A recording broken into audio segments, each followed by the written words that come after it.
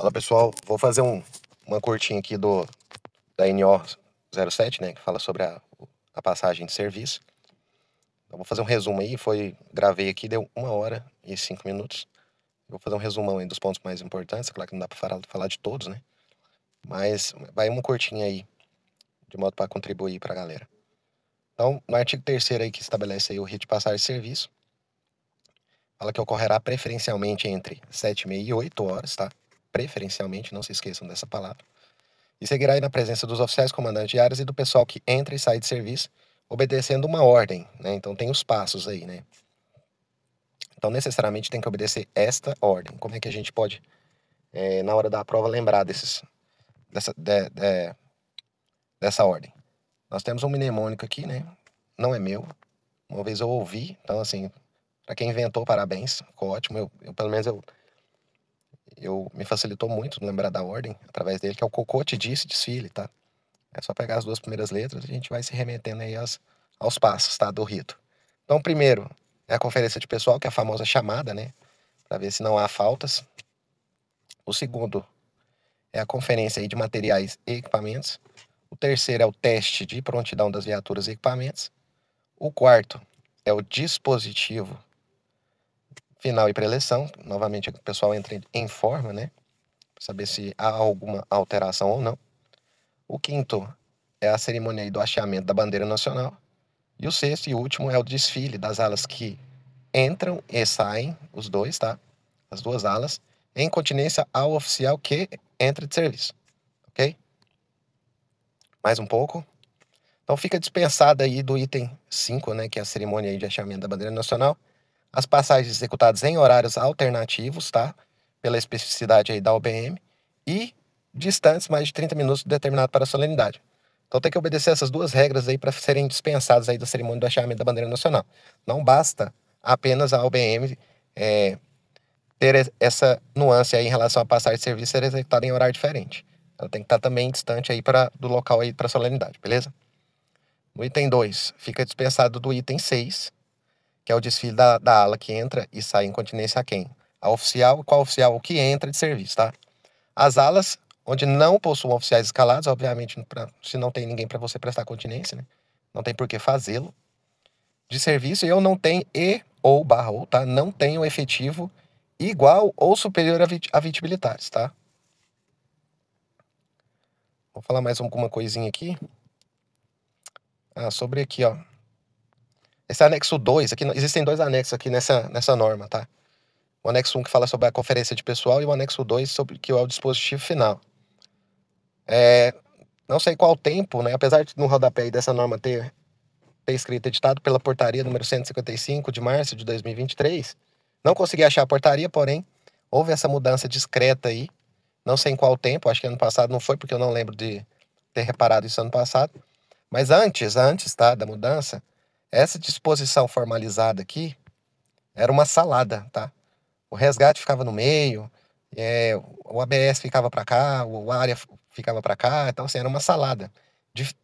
Na conferência de pessoal era uma disposição, aí chegava na disposição na parte aí de dispositivo final, era outro. Então, agora eles igualaram, tá? Igualaram as disposições aí das viaturas, tá? Lembrando que o serviço que sai é o que está à direita do que entra, então aqui é o serviço que sai e aqui é o serviço que entra.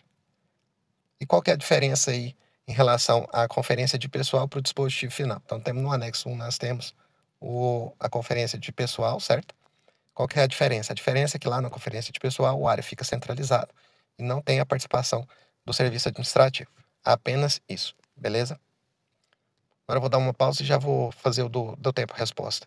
E vou fazer um vídeo só, beleza? Sobre o tempo-resposta agora.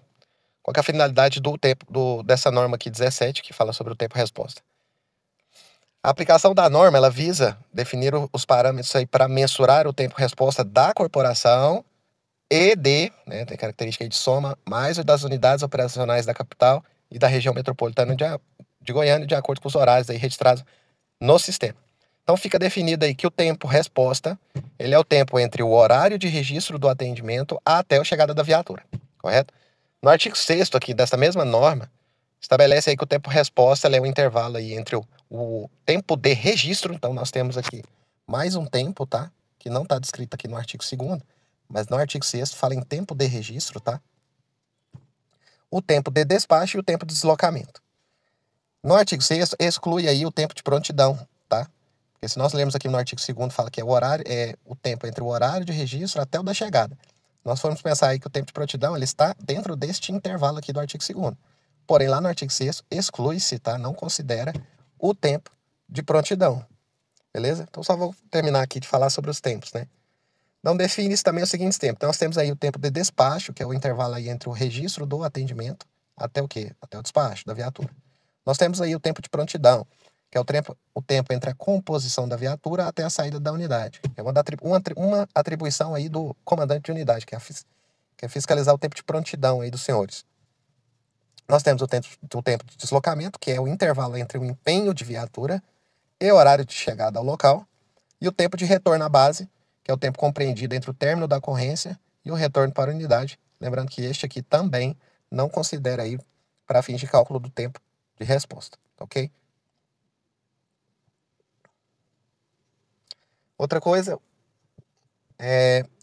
nós temos aí que esta norma, ela deverá direcionar a atuação de uma seção específica e de funções específicas, ok? Então não são a responsabilidade de todos aí. Então é a norma aí, ela direciona a atuação de qual seção? A BM6, que é a seção aí de tecnologia de informação. Nós temos aí os comandantes de unidades. Quais os comandantes de unidades? Delimitadamente, nós temos os comandantes de unidades da capital, mais a região metropolitana, correto? E do comandante de quem? Do COB, certo? Desculpa a letra aí, mas tô no dedo aqui, tá difícil. Referente ao quê? As questões relacionadas à eficiência aí do tempo-resposta e à forma de mensurar o tempo gasto pela corporação de forma geral e pelas unidades de forma pontual, ok? Então, muito cuidado aí em relação às atuações aí. São somente da BM6, dos comandantes de unidades operacionais da capital e da região metropolitana e do comandante do COP. Outra coisa válida a considerar, nós temos aí recentemente criada, não sei a qual intervalo de tempo, se tem 2 anos, isso já ou menos, nós temos a BM9, que fala sobre as estatísticas, né? Até quando ela foi criada, até pensei que a função aí do tempo-resposta seria atribuída a ela, né? A cálculo de estatística e tal, saber fazer essa mensuração aí do cálculo em relação às unidades. Porém, tá? Não houve uma atualização, se é que a BM9 hoje é responsável por isso, se é que ela é. Então, não houve uma atualização aqui dessa norma até hoje, até o presente momento eu estou gravando, tá?